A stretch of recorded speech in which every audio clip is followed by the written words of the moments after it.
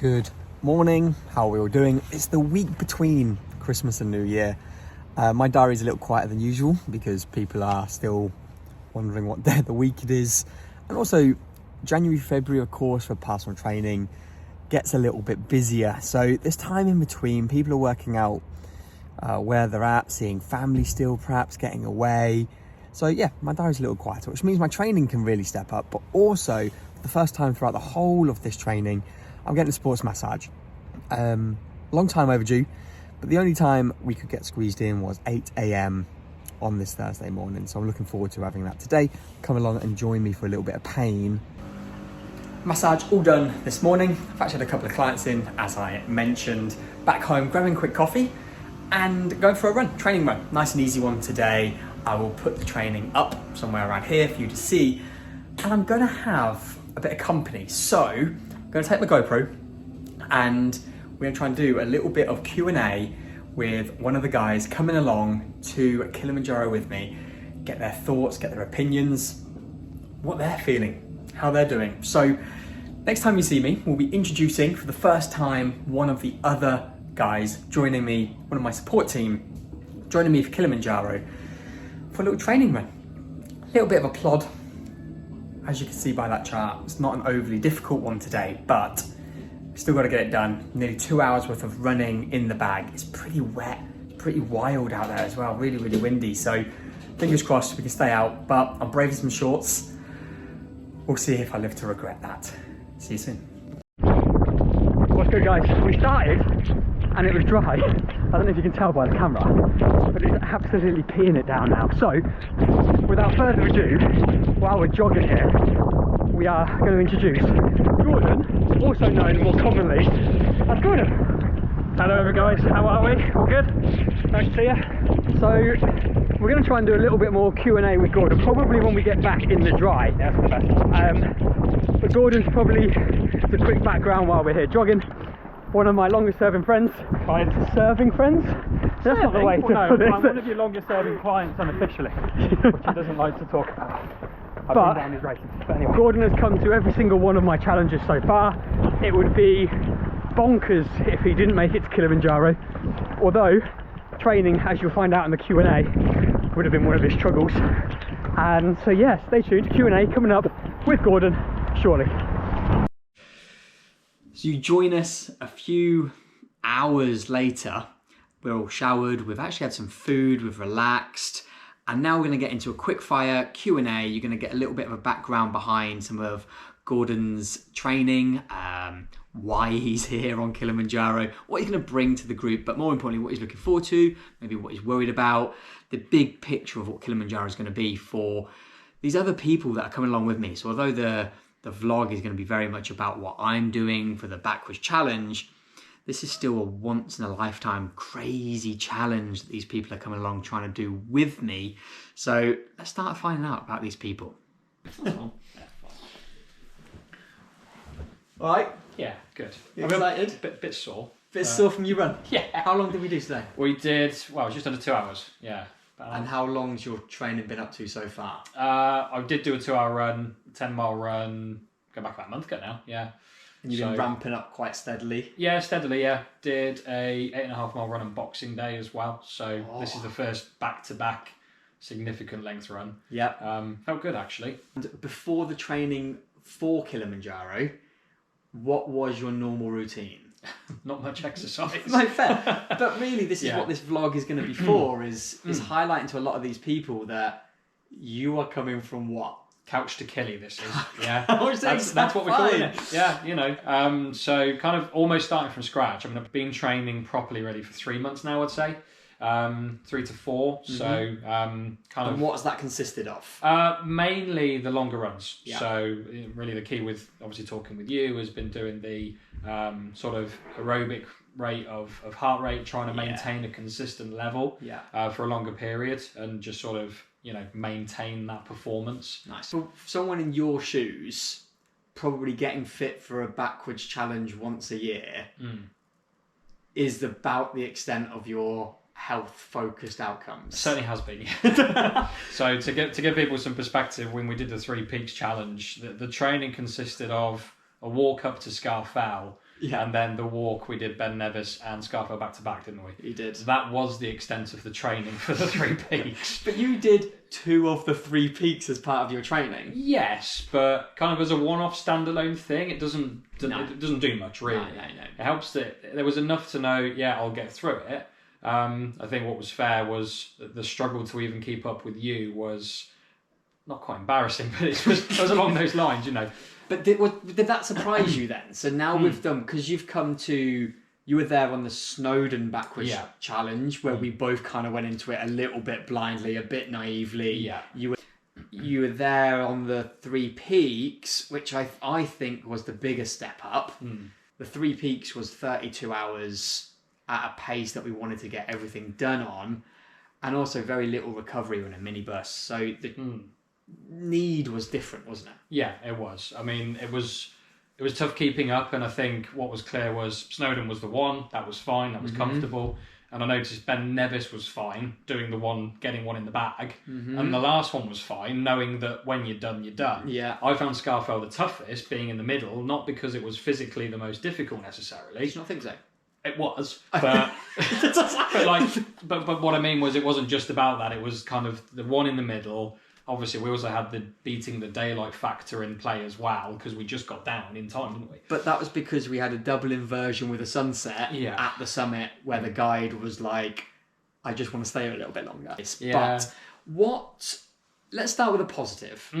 What are you most looking forward to on Kilimanjaro? Completing it. I mean, it's that fundamental. So the goal, and we've talked about goals and things, like, for me, it's just getting up and down in one piece. I want to get to the top, and not have unintended terrible consequences as a result of it. And it's that simple. And I think that's been refreshing to not set really specific goals. I mean, I suppose that's the thing, though, isn't it? If we're saying to get up and down is all I want to do, and that's all you're looking forward to, what are you excited about? Like views, the people, the whole adventure. I mean, you know, it's a once in a lifetime. It really is, and not many people get to go up. I think it's at 30,000 people. £30,000 a year, which in a world with 7 billion people is really not many people. Well, London. What are you most concerned about?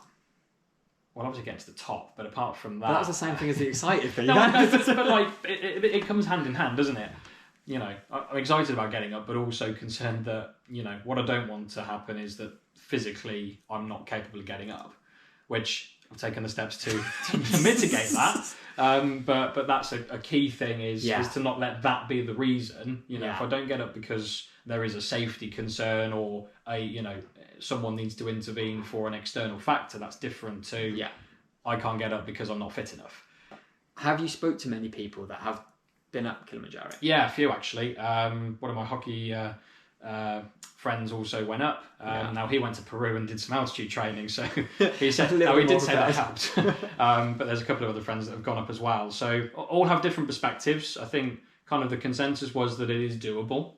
We're very different in a way. You like numbers and planning, and if I did this over this amount of time, it means I'd improve by this much, and if I got to that level, it means I can do it. Yeah.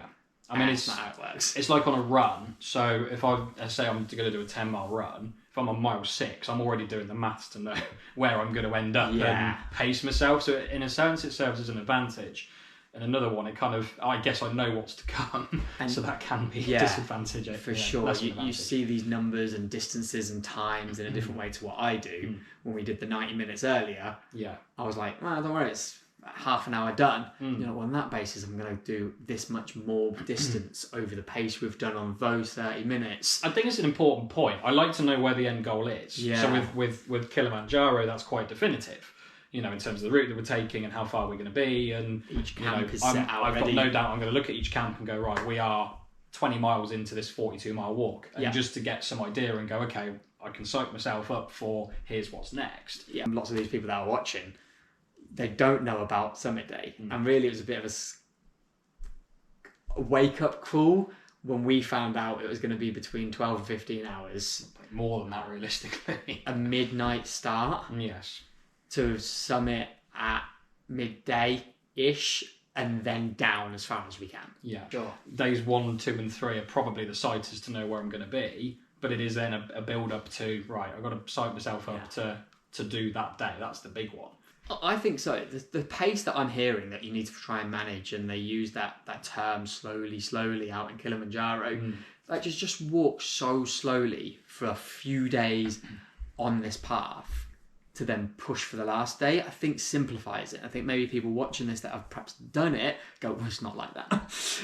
But that's what it sounds like. Yeah, I mean, in a tortoise and the hare race, be the tortoise. For sure. I think that's what I'd say. For sure. When we did the 3 peaks, the reality was I went, I'm not going to run off. Your pace is the pace. You're ultimately going to be the slowest one. Yeah. I don't need to be any quicker than you. So you're my guide in I terms get to look of, at you for all those times. yeah, you're going to love every minute of that 8 days. You've already told me how excited you are on camera. So, what has been your biggest surprise with training? actually sustaining it. Yeah. And we talked about this a little bit on the run, but I've always been very much an all or nothing person, which I kind of... If this is you, listen up. Yeah, so in the past I've gone, right, I'm going to go to the gym, I'm going to do this workout, I'm going to hammer it for 45 minutes and kill myself. And the problem would be that I might do that for 2 or 3 weeks, but you then lose all momentum because you hate the prospect of it being really hard, so you don't then keep it up.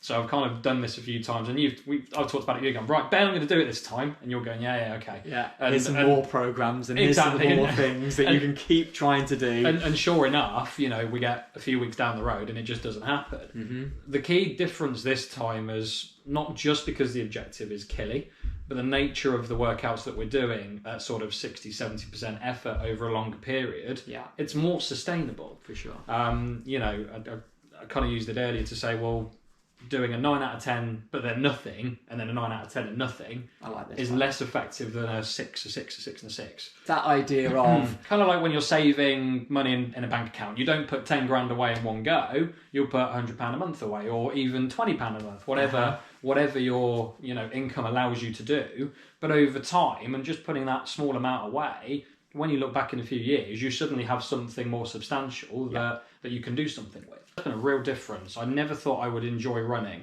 but I've almost got to the extent of enjoying it. Yeah. Just been focused on, right, whether you have a good day or a bad day, get it done. Mm-hmm. Right, I'm going to do an hour tonight. I'm doing an hour, whether I have a bad day or don't have the legs in me or not. Yeah. Because actually the benefit of doing that hour, and good or bad's relative. So doing that hour versus not doing that hour, there's a significant difference that you don't necessarily see at the time. For sure. But the benefits you see later on.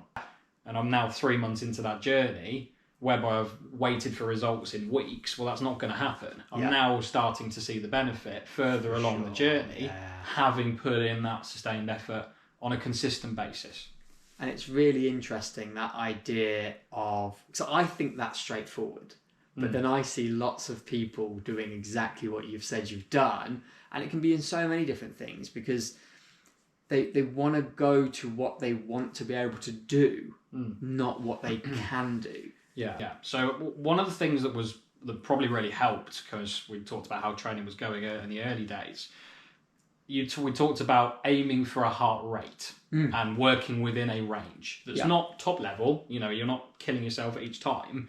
But actually, by looking at it that way, rather than going, I'm going to run an 8-minute mile for 5 miles, or I'm going to run 15 miles today, or or setting a goal that's not necessarily realistic. Well, actually, your heart rate is a good measure for everyone that you can apply to, whether it's me, whether it's you, whether it's an ultra marathon runner. And that took away for me the chasing a goal or chasing a number that's not necessarily attainable. Well, actually, the output is the output based on, working my heart a certain amount. So you'd say, from a beginner's point of view, because you're fairly in a beginner's point of fitness, investing in your watch. Because you didn't have one of these before training? I did, but I wasn't using it. Like lots of people have. So it's been on my wrist pretty much permanently now. So yeah, certainly getting a lot more use and using that and getting the heart rate response, and then managing that. And I think we even had the chat of when it goes up, slow down. Yeah. But what if I'm walking? Walk. Yeah. And bring it down to that, because, as you said, your heart rate is the measure of your ability. So if it does come down, then great. Yeah. So I think seeing the outputs as outputs and not chasing those as targets. Yeah. So, weight and things like that, pace and all those things. Well, those will be what they will be based on working my heart and performing at a certain level. And that's flipping that thought process has been a big thing for me. All right, amazing. The final instalment of this week's vlog for the turn of the new year. I'm out on a little hike. Hopefully you can hear me with the wind, because it is pretty windy up here. Up at Bradgate Park near Leicester, I think. It's a bit of rolling hills. It's a bit wet and muddy underfoot. Good practice to wear my boots in. And I've also got some company, so you've not only been introduced with Gordon this vlog, you're also going to get to meet the second part of my support team. So let's do that now. So we've found a little bit of a shaded area, and I think it's the perfect opportunity to introduce my brother-in-law, Perry. Hey guys. He is coming to Kilimanjaro, of course, and is training really well for it. So I suppose quickly, how has training been going? Yes, I suppose honest stepmasters all the time isn't the funnest of training, but it's obviously going to be beneficial. Rather than lifting heavy weights, ain't really going to help me up a mountain. So yeah, you came from like a CrossFit kind of gym background and then gone, well, I need to get some fitness in me rather than some strength. Yeah. Is there anything you're worried about on the mountain? I suppose my knees obviously plays up sometimes, so hoping that doesn't. Yeah, other than that really, I think that's my main kind of worry. So I think that's kind of took away the other things to be worried about. He's pretty fit, certainly in comparison to Gordon that you met just earlier on in this video. I'm not overly concerned about Perry's fitness, and more so his mindset is very, very different, a little bit stronger I suppose, to just get up the tough bits. You agree? Yeah, definitely. Yeah, I could just kind of, in a nice way, plod and kind of switch off and get it done. So yeah, it'd be good. It's just all about plodding really when we're on here. What are you most looking forward to when you go onto the mountain? Is there anything? The first part in the jungle. Anyone who knows me knows I love animals, and they said we potentially could see monkeys and that, so that's the main bit that I'm quite looking forward to.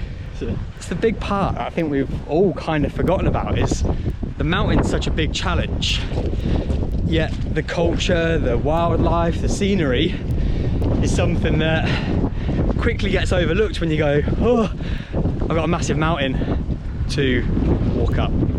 So no, I think I'm the same actually. Yeah. That first few days seems like quite an easy... Yeah, it's something I've always wanted to do, to go and achieve something else as well. Yeah, so. No, amazing. I suppose lastly, we'll keep this one nice and short and sweet because it is very, very windy. What do you think I'm going to struggle with the most? I suppose if you're at a point where it's quite hard to walk backwards, getting frustrated and then beating yourself up when it's a long day. Yeah. It'll just be getting through that, I imagine it's going to be the toughest part.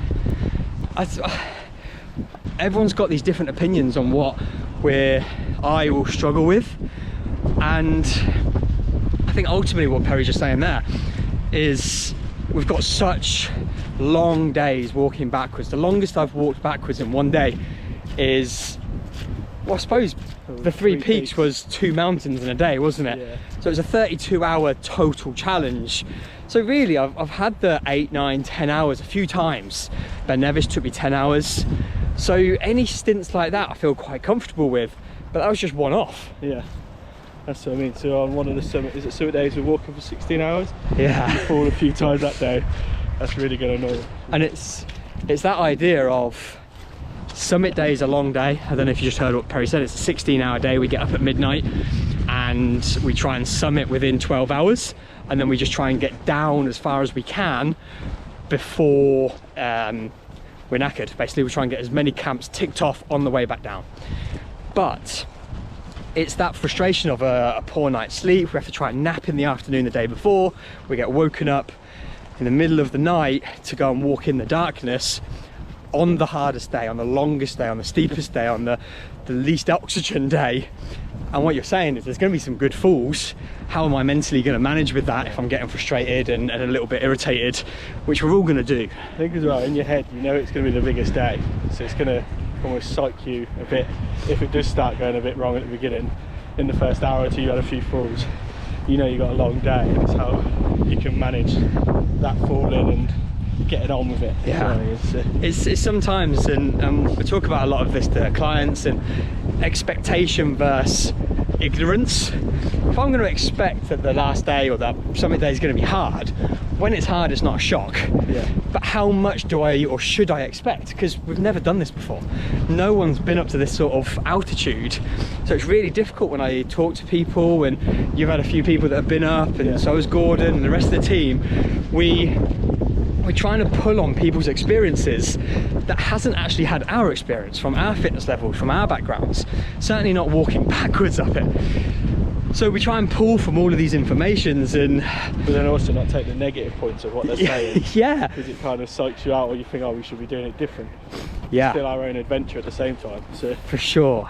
And that's where I think it's really important. It's almost comparing yourself to people that may be less fit, and they go, well, they've done it. Yeah, different age groups, different sure. goals and different reasons for doing it. It's all going to change everything. And although something crazy like 30,000 people summit Kilimanjaro every single year, that is a wild range of teenagers and younger, to super fit active people, mountaineers, to absolute amateurs that have never walked up any kind of mountains before, to the elderly. So we're a group of young guys, and hopefully with my challenge going to be inspiring people to be able to do some crazy stuff in your relative terms. If that's going for your first mile run, that's really the bottom line of this. If you can get inspired by me doing this mountain and the rest of the guys achieving a once in a lifetime summit, then use it, get inspired by it, 'cause that's what I really want to put out there for people. How are you feeling about being away from family? I suppose is the big thing, because Perry's got 2 young kids, obviously my brother-in-law, so yeah, my sister's partner, and there's the big part really, isn't it? Yeah, that's the one bit I'm really going to struggle with, like just not seeing them every day is going to be a whole lot. I don't think I've been away for longer than a night or 2 at most. Wow, yeah. So going from that to potentially 12 days, yeah, it's going to be a killer. And I think my wife's saying about potentially the little one could be crawling while I'm away. Oh. And I'm like, oh, thanks for that. But, no, it'd be good, and it'd be good to tell them when they get older. But yeah, it is going to be a challenge. Yeah. Yeah. It's 10 days, which from my point of view, it's only 10 days, but it's 10 days that you're not used to. Yeah, exactly. And Perry's looking at some really nice things that I'm sure will make it into the documentary, and certainly my vlog that's going to be separate to the videographer that's going to be taking it, to show you what you're kind of doing for the kids and everyone else, really, himself, I suppose, to look back on this challenge. Hopefully you've enjoyed today's vlog. Bradgate Park is lovely. It's only about an hour up the road from us. Rolling hills, some muddy terrains, and some nice views. We're going to finish our walk. We're just wandering more than anything, aren't we? We're just wandering around. We're getting a few hours done, breaking in these amazing Vivo Barefoots. Don't forget about that, still, that discount code is live, Kili10. You'll get 10% off at checkout using Vivo Barefoot. They've been incredibly great in supplying us with these amazing shoes. They've got the thermal insoles, so on the summit night our feet will be nice and toasty, but they're just amazing with the spreading of your toes, getting a lot of coverage. For me, going backwards, absolute game changer. For the other guys, having the support has been a great help. Do you like them? Yeah, to be fair, look, I've been walking the dog in them, so getting used to them. Yeah, I'm sure I'll be fine walking at Aspie at the end. We'll see you all in the new year. I hope you all have a great new year. 5 weeks of training for me to go before this amazing challenge. See you soon.